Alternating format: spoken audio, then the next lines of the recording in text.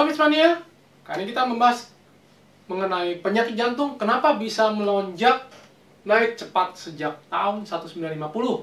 Ini akan dijelaskan oleh Dr. Jason Fang, seorang medical doctor spesialis ginjal ini, yang akan dijelaskan dalam video ini. Bagi yang penasaran, silahkan tonton terus.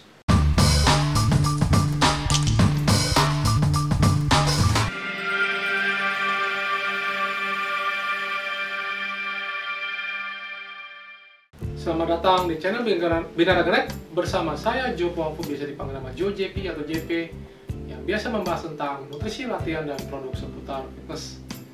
Jangan khawatir, video ini telah kita sematkan teks bahasa Indonesia, ya, karena video ini dalam bahasa Inggris.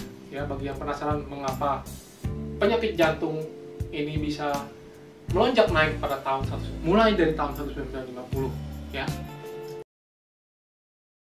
And if you look at it, you can see this epidemic of heart disease. So you see in the 1900s to the 1950s. So there's no genetic, it's not a genetic thing, right? Clearly something is happening here where US deaths from heart disease really go up from about, say, 100 and less than 150 to like almost 400. So a huge epidemic in heart disease, and everybody's scratching their heads and saying, why are we getting so much heart disease in the 50s and 60s? President Eisenhower had a heart attack. It was a huge, huge problem. Well, if you look at cigarette consumption, of course, we know now, and we didn't back then, of course, the tobacco company said, no. Tobacco doesn't cause any kind of heart disease, doesn't cause any cancer, right? It's great. But you can see from the per capita cigarette consumption that it goes from virtually zero in 1900 to like a lot, right? So all the GIs go to World War II, they come back and they're all smoking. So if you look at the prevalence of smoking in the 50s and 60s, you know, it's somewhere around 40–50% of the population. Like, everybody's smoking. You look at old pictures, people are smoking. You go to restaurants, there's the smoking sections, right? There's the little ashtrays and the little in the cars and the airplane seats. There's little ashtrays. So it's something that's very common, and this is where people were. So by the time you hit the 60s, you had the Surgeon General report, and then after that, it starts to dip. And you can see, of course, the very close correlation with that and heart disease. But in the 60s, nobody knew what was going on because tobacco, everybody knew, was good for you. So they said, oh my God, why are Americans having heart attacks? Must be the dietary fat, right? Because it can't be the cigarettes. And the guy who really pushed that was a guy named Ancel Keys, who's a very, very prominent nutritionist. So he developed the K rations, which were used in World War II. So he is really the top scientist of his day. And he did this 7-country study.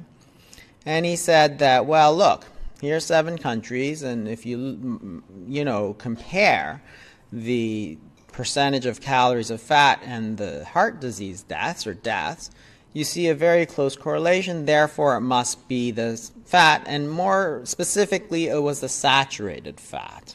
So that was his hypothesis, and you see he's on the cover of Time magazine, so it really carries a lot of weight.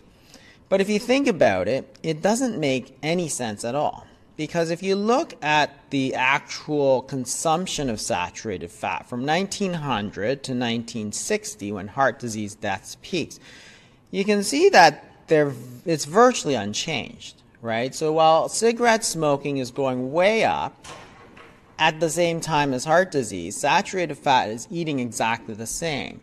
So it makes no sense at all to blame the dietary intake of saturated fat, which is exactly the same, as causing all the heart disease deaths. Semoga bermanfaat.